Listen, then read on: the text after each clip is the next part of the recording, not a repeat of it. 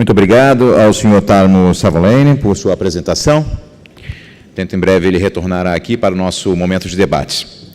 Dando sequência às apresentações deste primeiro painel, eu convido agora para apresentar BIM na estratégia do DENIT para a transformação digital, o graduado em Engenharia Civil pela Universidade Federal da Bahia, pós-graduado em Gestão de Projetos com ênfase em Gestão Pública pela Fundação Getúlio Vargas, atuou por 3 anos no mercado de construção civil, pesada e leve, desde 2010, atuando como servidor público na carreira de analista em infraestrutura de transportes do DENIT. Exerceu as funções de coordenador de análise de riscos da diretoria executiva e assessor técnico da diretoria de planejamento e pesquisa do DENIT. Em 2018, atuou como gestor da iniciativa de implementação do BIM no DENIT, atualmente exercendo a função de coordenador geral do meio ambiente do DENIT. Eu convido para a sua apresentação o senhor João Felipe Cunha.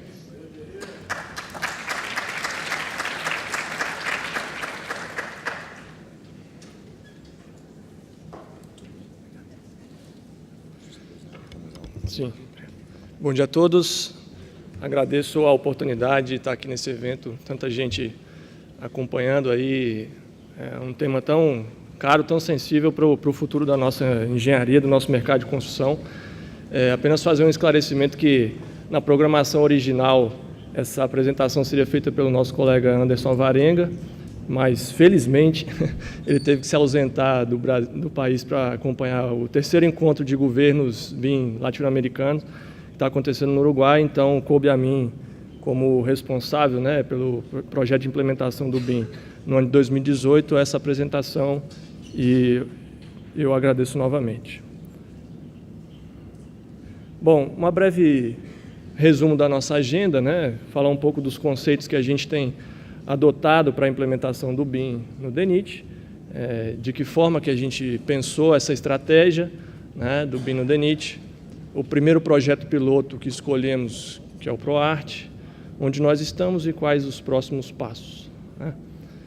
Então, quem já assistiu aí às palestras do nosso amigo Wilton Catelani, também do nosso professor Eduardo Toledo, deve estar até um pouco enfadado de ver tantos os mesmos conceitos, mas em se tratando de algo que é novo para nós, né, é importante nós buscarmos firmarmos esses conceitos, porque enxergamos o BIM não só como ferramentas, não só como processo, né, mas como um conjunto de tecnologias, das partes envolvidas, dos processos, das políticas, né, todos os interessados, operando em ambientes colaborativos para projetar, construir, operar edificações ou instalações. Esse segundo conceito, inclusive, está aqui nosso professor Eduardo, né, o BIM como um processo integrado, né, usar e atualizar o modelo digital da construção, podendo ser usado por todos os participantes, potencialmente em todo o ciclo de vida da construção.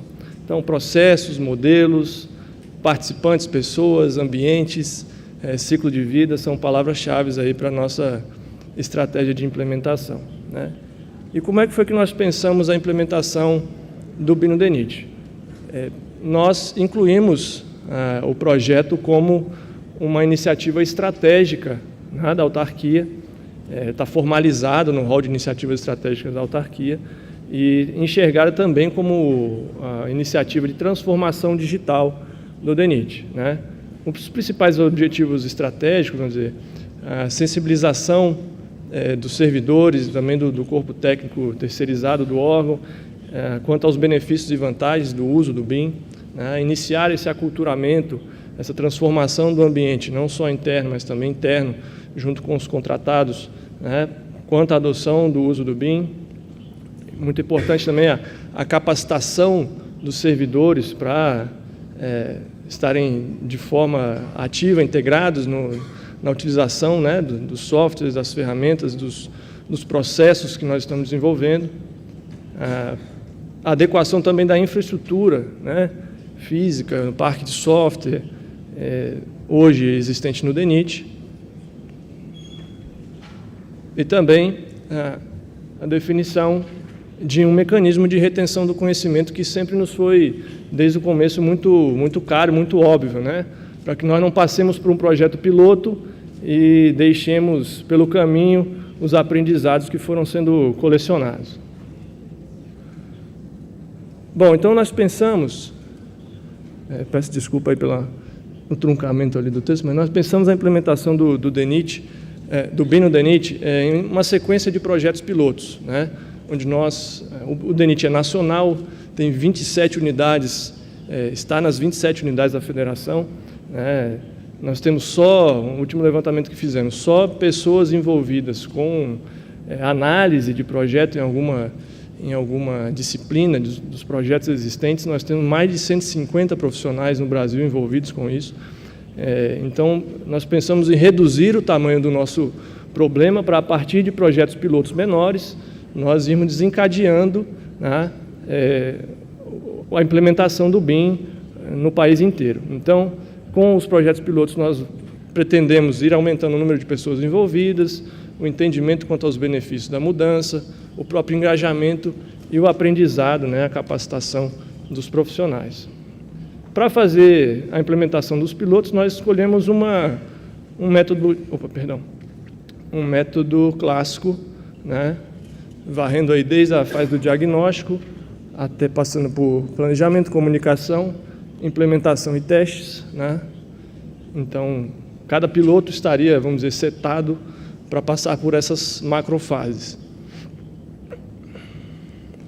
Bom, o primeiro projeto piloto escolhido foi o programa ProArt, né? Que tem o objetivo de fazer a reabilitação e a manutenção de cerca de 8.000 pontes rodoviárias existentes nos 55 mil quilômetros da malha pavimentada existente no Brasil. Alguém pode questionar, mas vocês vão começar a fazer BIM usando um case de manutenção e restauração? Bom, a explicação é que o recurso de manutenção hoje no Brasil é o que está mais disponível para nós, né? O ProArt, o BIM no ProArt vem usar aquilo que já está mais sedimentado de BIM, que é mais parecido com edificações, com construções, né? E também o ProArt já tinha uma estrutura de gerenciamento, né, bem estruturada. Então, assim, foi uma escolha de nossa parte oportunista, em que pareça não ser muito óbvio começar pela área de manutenção. Bom, e aí, agora, resumo de onde que nós chegamos até aqui, né?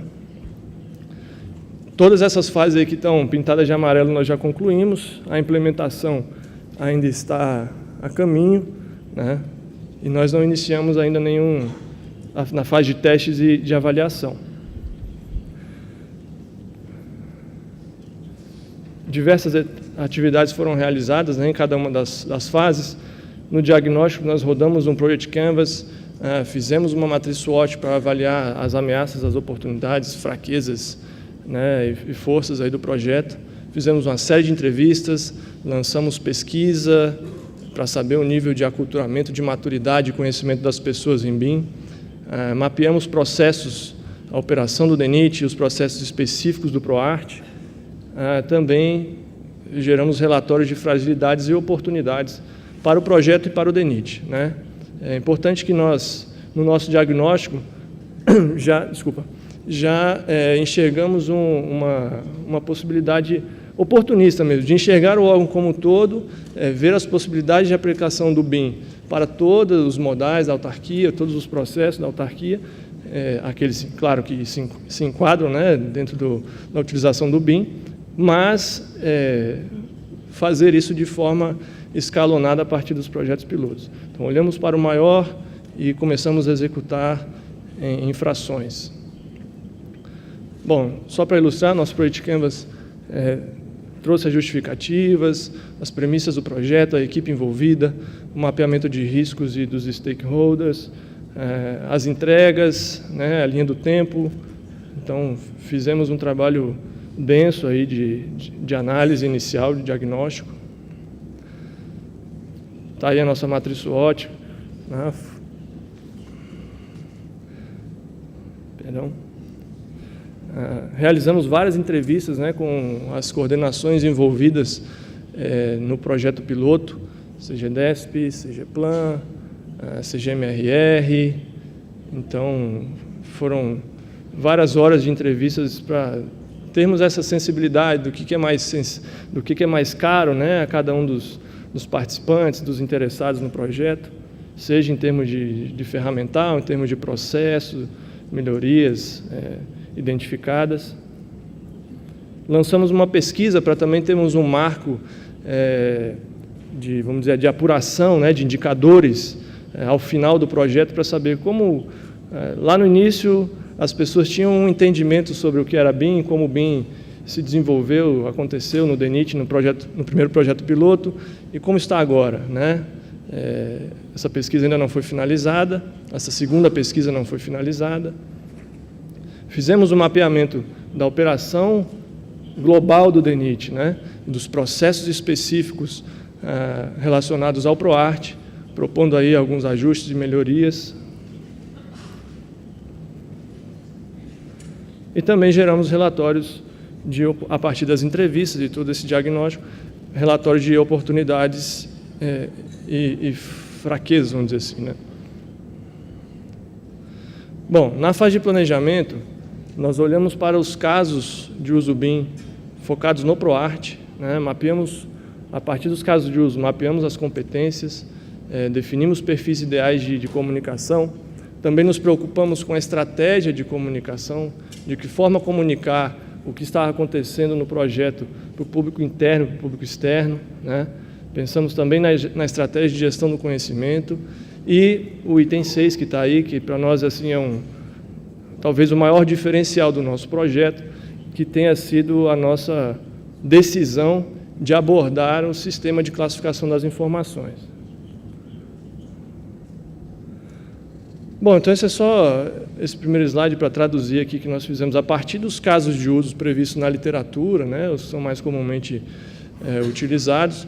Nós fizemos vamos dizer assim, um avanço de filtragem desses usos de acordo com as possibilidades do nosso projeto, da expertise que nós temos de profissionais embarcados no projeto e da relevância desses casos de usos para o próprio projeto, e chegamos a uma quantidade mais limitada, né, de casos de uso BIM. Alguns permanecerão, vamos dizer assim, obrigando o projeto desde já, e outros estão no nosso radar como possíveis casos de uso a serem implementados mais adiante. A partir dos casos de uso, também enxergamos quais seriam as competências necessárias, né, para os profissionais envolvidos, né, e definimos também os perfis ideais de capacitação. Está meio ruim de enxergar, mas nós fechamos em 4 inicialmente, né, a figura do gerente BIM, do líder BIM, especialistas em uso e o modelador, né. É um trabalho bastante bem produzido, assim, isso também a gente olha com muito carinho para esse trabalho do mapeamento das competências e da definição dos perfis ideais. Acreditamos que isso possa frutificar não só aqui, mas em outros órgãos do governo, na própria iniciativa privada, que é nossa parceira. Bom, na estratégia de comunicação, aqui repetindo um pouco, nós mapeamos todos os interessados no projeto, definimos a equipe envolvida, né? Definimos um núcleo BIM para serem pessoas que já tinham uma correlação, ou passem a ter uma correlação maior com o projeto e com o tema do BIM no DENIT, a serem multiplicadores, né? E também colocamos um website na praça, ele está ativo, para ir comunicando os avanços, e lá também tem toda a nossa estratégia delineada. Sugiro a todos que possam visitar também nosso site. Bom, para a gestão do conhecimento, nós hoje já detemos a plataforma Moodle, né, que é uma plataforma de educação à distância bem comum. Nós identificamos o OBS, né, o Open Broadcast Software, que é uma ferramenta que os youtubers usam para fazer suas lives ou para disseminar conteúdos web, na tentativa de, a partir dos conteúdos gerados no projeto, podermos, com uma ferramenta leve e rápida, disseminar esse conhecimento ao longo de todo o país no DENIT, né? E também a geração de conteúdos específicos, assim, pocket para quinzenalmente, mensalmente a gente comunicar conteúdos não só relacionados ao próprio projeto, mas também relacionados com a própria temática do BIM, né? Seja no Brasil, seja no mundo. E aí, gastando um pouquinho mais de tempo nesse item 6, porque a nossa, vamos dizer, a menina dos olhos do nosso projeto, isso não estava no nosso radar inicialmente, mas o nosso consultor à época, né, o Wilton Catelani, praticamente fez um trabalho de lavagem cerebral para que nós abordássemos esse item, dizer, olha, é preciso que nós enfrentemos o sistema de classificação das informações para nós darmos a possibilidade de que não só as pessoas, mas os softwares possam reconhecer corretamente as informações, que elas estejam estruturadas nos seus devidos lugares, né? E nós compramos a ideia e terminamos desenvolvendo para o modal rodoviário 7 das 15 tabelas que estão lá no esforço de geração da 15965, que é será a primeira norma BIM brasileira, né? Então, nós geramos unidades pela função, unidades pela forma, espaços pela forma, espaços pela função, elementos, componentes e resultados de trabalho. Tá? Isso é um tema que caberia mais um seminário só a respeito, não vou passar de passagem mesmo, né? E por que nós chegamos à conclusão que seria imprescindível, né? Então, como eu comentei, a classificação, a codificação das informações gera valor para o negócio, né? Porque, uma vez embarcadas as informações, né, não gráficas, corretamente, devidamente codificadas e classificadas, pessoas, softwares podem ler e reler as informações com mais facilidade, né? Bom, e aí nós trouxemos essa imagem, isso até quando apresentamos o projeto a primeira vez para a gestão anterior, a sistema de classificação, por que isso importa, por que não importa? Então vamos desenhar, porque eu acho que fica mais fácil. Pegamos aí um software, um model checker que é de uso gratuito, né, o Tecla BIMsite no caso, pegamos um projeto já existente que nosso pessoal da área de projetos já tinha aqui de uma ponte, que é uma ponte simples, né? E falamos, vamos ver de que forma que essas informações estão organizadas dentro do modelo. E aí está bonitinho assim na tela inicial, mas quando a gente vai lá e seleciona a camada chamada Building Element Proxy, que é uma camada assim, o software está dizendo, eu não sei o que é isso, né? É um coringa. Tudo que não está organizado está dentro de Building Element Proxy. Apesar de ser um projeto simples, né, nós temos diversos elementos aí, de sinalização, de drenagem, de estrutura, da própria terraplenagem, embolados, misturados, de uma forma que o software não consegue entender, né? Então, acho que essa imagem é bastante didática para nos mostrar a importância de classificarmos bem as informações.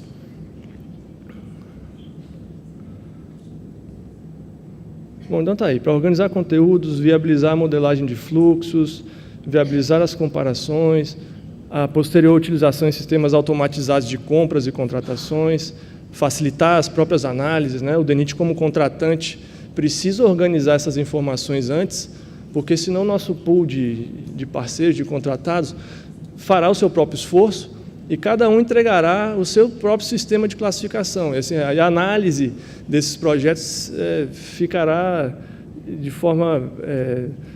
será muito mais pesado analisar um projeto em BIM do que hoje é no papel, né? Então, assim, a gente precisa usar o BIM como um facilitador, não como um complicador do processo que hoje já não é tão funcional.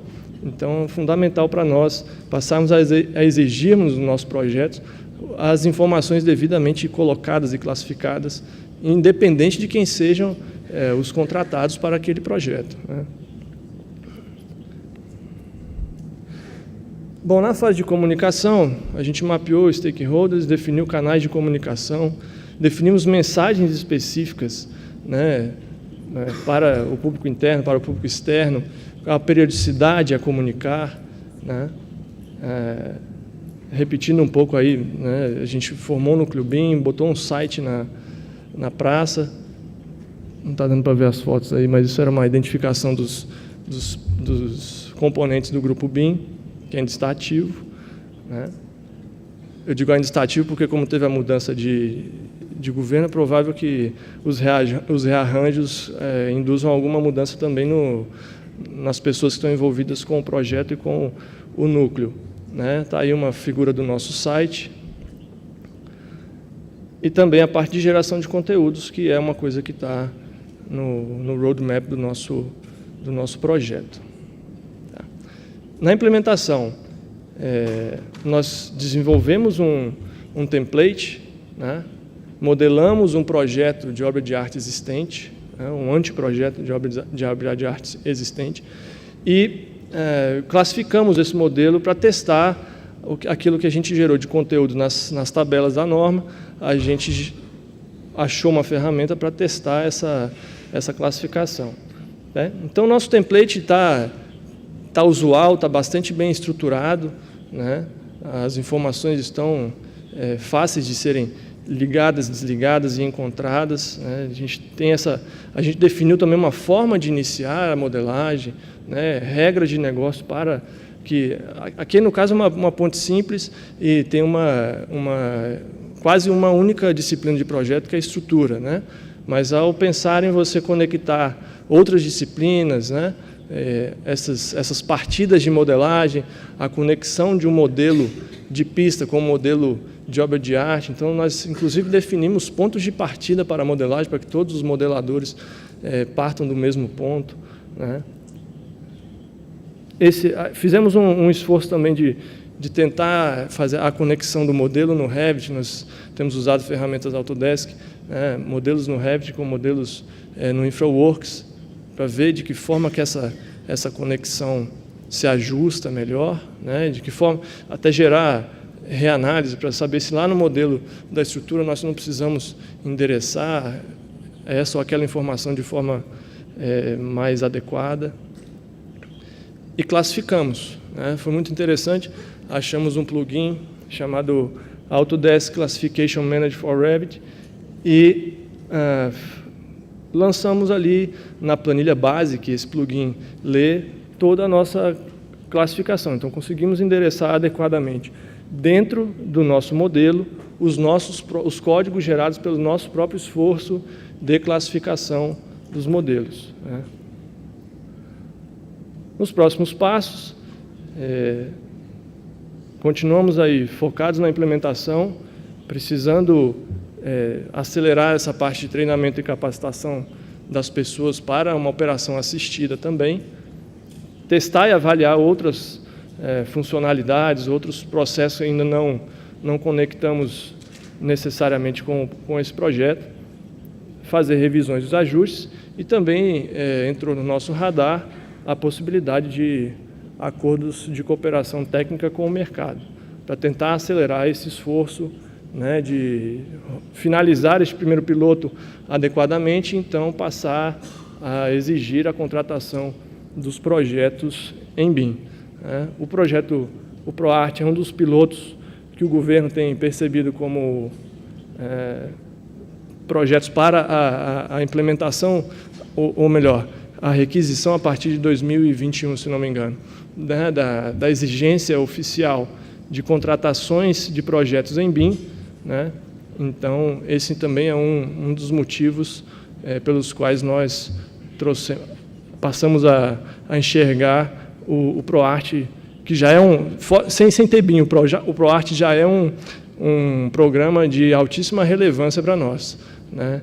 Com o apoio, vamos dizer assim, oficial, o governo monitorando o ProArt, o BIM no ProArt, como uma iniciativa oficial, de fato, a gente entende que tem grandes chances, assim, num espaço de tempo curto até, em rodar adequadamente a finalização do projeto. Muito obrigado.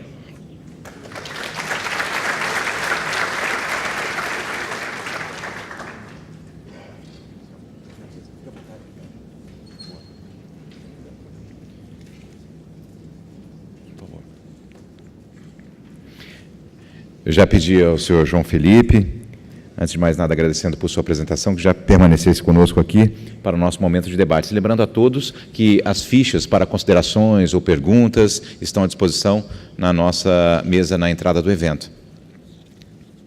Aqueles que, porventura, quiserem fazer alguma intervenção, por favor, que encaminhem por uma de nossas recepcionistas ao nosso moderador. Eu convido mais uma vez a mesa, agora para o nosso momento de debates, o nosso primeiro painelista, o senhor Tarmo Savoleini. Por favor, junte-se a nós. E para moderar este momento de debate, eu convido ao palco o bacharel em Ciências Militares pela Academia Militar das Agulhas Negras, engenheiro de Fortificação e Construção pelo Instituto Militar de Engenharia e mestre em Estruturas e Construção Civil pela Universidade de Brasília, MBA em Governança Corporativa pela Fundação Getúlio Vargas, foi membro do Comitê Estratégico que elaborou a estratégia de disseminação do BIM no Brasil. Atualmente trabalha como coordenador geral de modernização e gestão estratégica na diretoria executiva do DENIT. Senhor Washington Luke.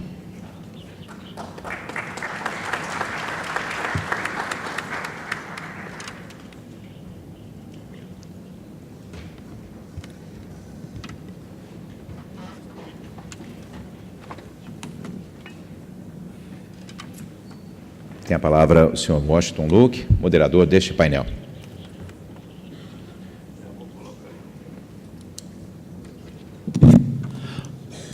Bom dia a todos. Dando continuidade aqui como moderador, eu estou olhando aqui porque estou recebendo as perguntas pelo WhatsApp, tá? A cola. Bom, depois da apresentação do senhor Tavo, aqui, ficou difícil. Eu fiz um monte de perguntas antes de vir para cá, né? Aí, depois que ele fez a palestra, ele acabou respondendo tudo. Então, eu vou ter que fazer uma cola aqui no WhatsApp para fazer uma pergunta diferente. Bom, eu tenho aqui uma pergunta do Tiago Randazzo, e ele pergunta o seguinte: na Finlândia, já desenvolveram algum projeto, né, /obra, utilizando o modelo IPT? Né? Como é feita a integração entre projetistas e empreiteiros? São licitações separadas para projetos e obras?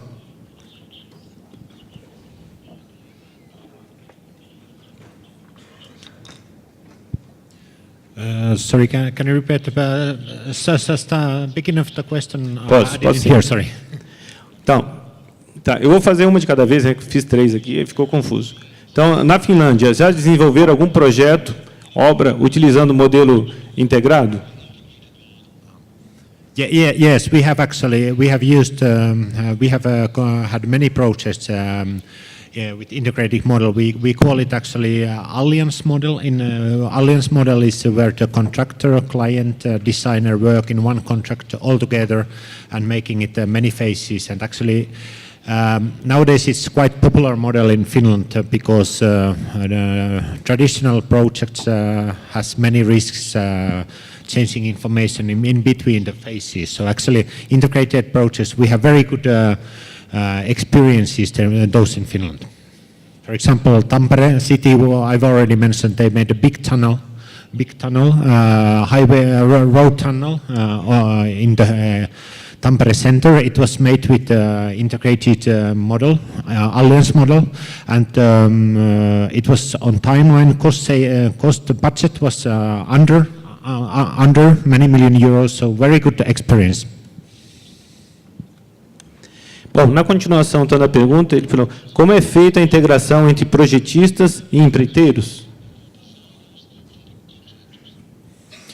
In those kind of projects, it's actually much more easier than traditional ones, because actually they are working in the same team, very close to each other. They have to have similar, same information portals. They have to work with the same rules. So in those projects, it's working actually better than traditionally, I would say.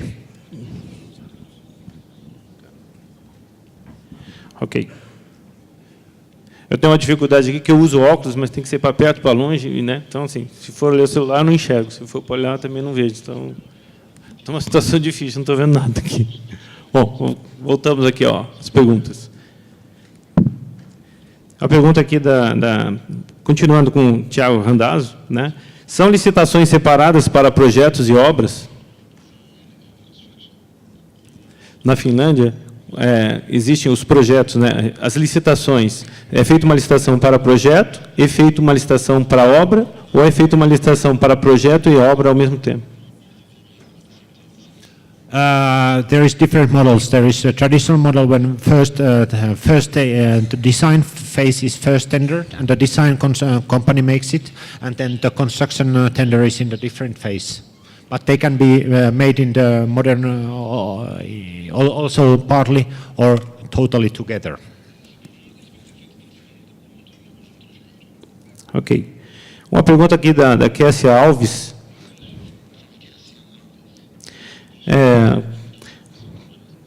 Ela pergunta, a Finlândia tem uma base de dados para orçamento, como temos aqui no Brasil o SINAP e o SICRO?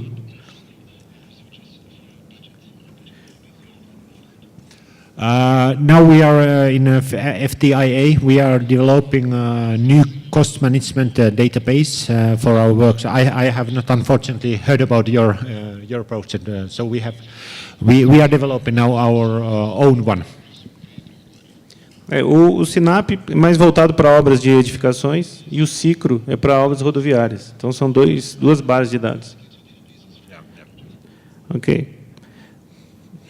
Eu tenho uma pergunta aqui do Eduardo Toledo, e eu vou passar direto para o Tarmo aqui. O Tarmo já lê a pergunta e já responde.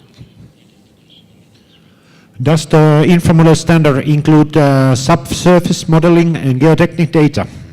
Yes, my short question. Yes, it's including that one. Ok. Então, a pergunta aqui de Natália, né? Serviço Técnico de Engenharia, STE.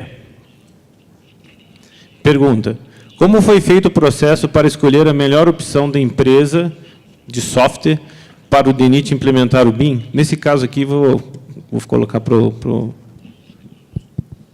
Bom, nós, na verdade, essa escolha já estava feita, vamos dizer assim. Né? Óbvio que não está fechado, o mercado de software é imenso, né? Mas como nós já tínhamos, desde 2012, adquirido as ferramentas Autodesk, nós, para esse primeiro esforço, resolvemos rodar com o que tínhamos à mão, para não termos que agora nos preocupar com a aquisição de outras ferramentas. Mas é uma preocupação nossa, talvez não tenha ficado bem traduzida na apresentação, a possibilidade de que o mercado trabalhe com a plataforma que desejar, né? Os padrões abertos, inclusive, devem ser uma das exigências para que o governo passe a contratar. Então, foi circunstancial a nossa escolha em trabalhar com aquilo que tínhamos, para não gerarmos mais custo, né, na aquisição de softwares, o que não estava agora no nosso, assim, no foco da nossa prioridade, vamos dizer assim. Uma pergunta aqui para o João Felipe ainda, de Ricardo Alexandre, da Infraero, né? Ele pergunta o seguinte, qual o motivo para modelar o viaduto, o ponte em Revit e não em Civil 3D, vez que o projeto de infraestrutura da rodovia poderá ser integrado? Bom, de novo, a gente tem que fazer escolhas, né? A gente escolheu o ProArt, e o ProArt já tinha uma estrutura de gerenciamento, já conta com uma estrutura de gerenciamento do programa muito robusta. Um dos produtos existentes nessa estrutura de gerenciamento é a própria geração dos anteprojetos de engenharia, né? E a empresa responsável pela execução desses projetos já vinha trabalhando com Revit, né? Então, como isso já estava no fluxo normal da empresa, nós não interferimos nisso agora, né? E que pese a gente reconheça que seja uma possibilidade, nós não interferimos nessa decisão de qual software a empresa selecionou para trabalhar agora, né? Então, nós adotamos Revit porque era o que já vinha sendo utilizado. Ok. Uma pergunta aqui para o senhor Tavo. Na Finlândia, o BIM tem sido utilizado tanto para obras públicas como para obras parceiras, privadas? Yes. Both use it, BIM. And even in I was lecturing in a big seminar related to the railroad, and contractors were actually asking questions that sometimes our project managers hide the BIM models because they think that they are not ready enough, and the contractors, please give us all the BIM models because they are very important for our tendering, our work planning and everything. We make it more effective that way. So please, even they are not the final ones. Ok. E é de caráter obrigatório o uso do BIM ou não? Yes, yes. Isso é uma determinação de governo?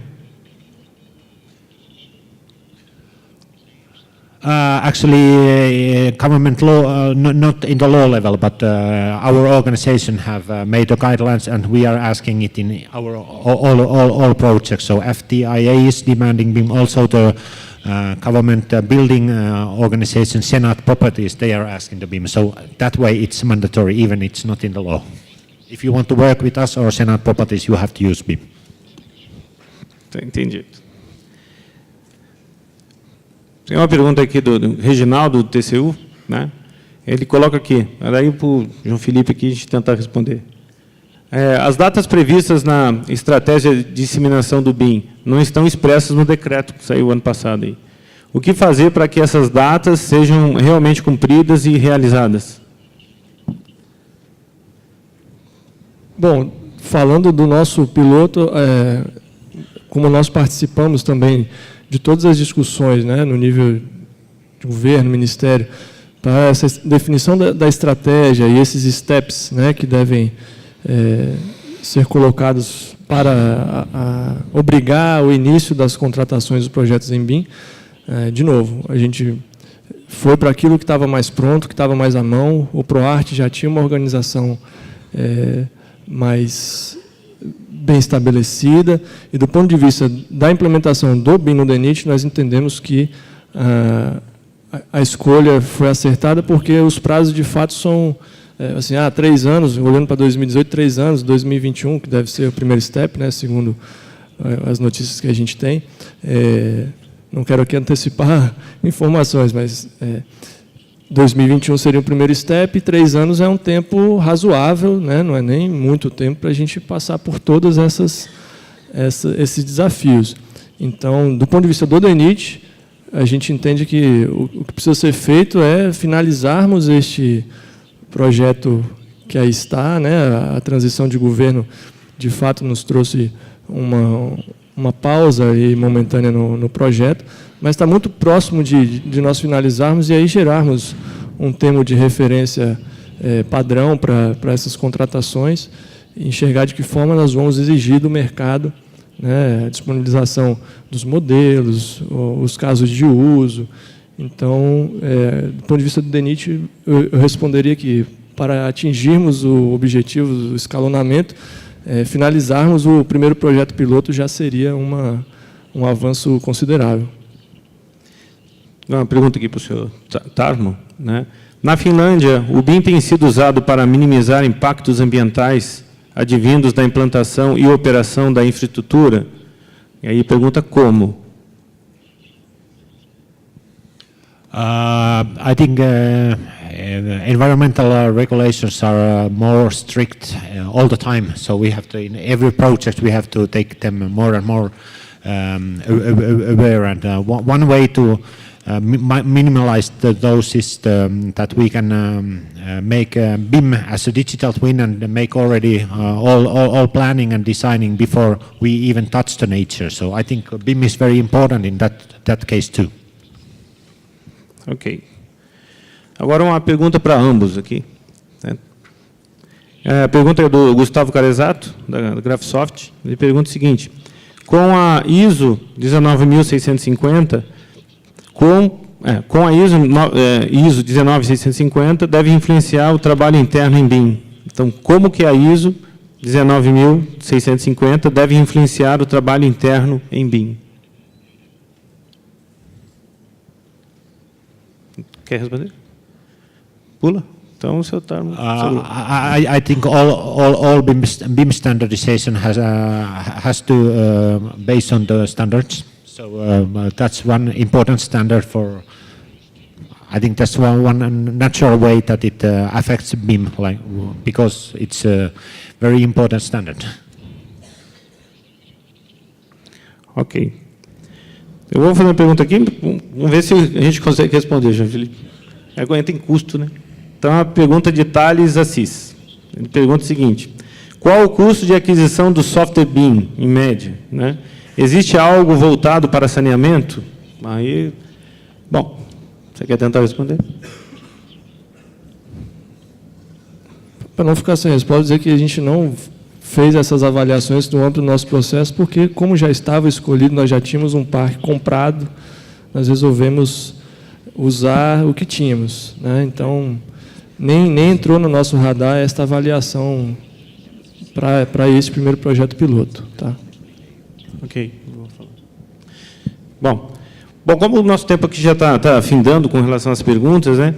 Eu vou pegar aqui e vou responder mais uma pergunta, então. Eduardo Marcos Arantes, né? DENIT. Estão sendo desenvolvendo padrões proprietários específicos. Como ficariam os projetos públicos para projetistas que trabalhem com diferentes fabricantes de software? Fala aí, João. Ele perguntou o seguinte: a gente está utilizando basicamente a plataforma que o DENIT já adquiriu. Ele está perguntando como é que ficam, né, de repente, as outras empresas que utilizam... Não, fazer esse esclarecimento que eu acho que é muito importante. O fato do DENIT ter selecionado uma plataforma não obrigará que as empresas, ao serem contratadas para executar os projetos, não possam usar outras ferramentas. O desafio, inclusive, acho que um dos maiores que nós temos de implementação do BIM, é fazer essa interoperabilidade entre os vários softwares que estão disponíveis. Mas, de antemão, eu já deixo tranquilizados a todos vocês que nós não exigiremos um único formato. De fato, não. Né? Mas não podemos considerar também que a expertise técnica hoje do órgão está voltada para um software específico. Né? Agora, isso pode mudar? Óbvio que pode. Agora, a sequência das ações é que vai nos mostrar como é que nós vamos resolver caminhar por isso. Né? Acho que o caminho se faz caminhando. De pronto, acho que nenhum país do mundo ainda resolveu totalmente essas questões de interoperabilidade, em que pese já haja experiência como o próprio Tarmo nos mostrou, né, facilita você fazer leituras a partir de vários softwares nativos, mas resolvido, solucionado tudo isso, nós não temos no mundo ainda, pelo menos não que eu saiba.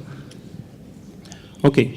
Bom, como o nosso tempo já acabou aqui com relação à moderação, as perguntas que não foram respondidas e foram encaminhadas aqui, tanto escritas ou pelo WhatsApp, né, elas vão ser encaminhadas pelos palestrantes e depois respondidas para quem perguntou. Bom, então, eu agradeço a presença do senhor Tarmo e do João Felipe, né, e a nossa participação ela ficou por aqui. Obrigado. Thank you. Obrigado.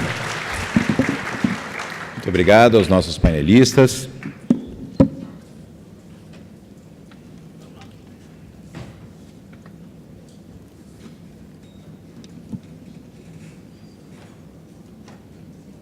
Obrigado, senhor Luque. Muito bem, senhoras e senhores, no campo e-mail, no formulário que passaram à mesa, é importante que preencham justamente para situações como essa. Se não houver tempo de respondermos aqui no nosso espaço para debates, oportunamente serão respondidas pelos palestrantes via e-mail.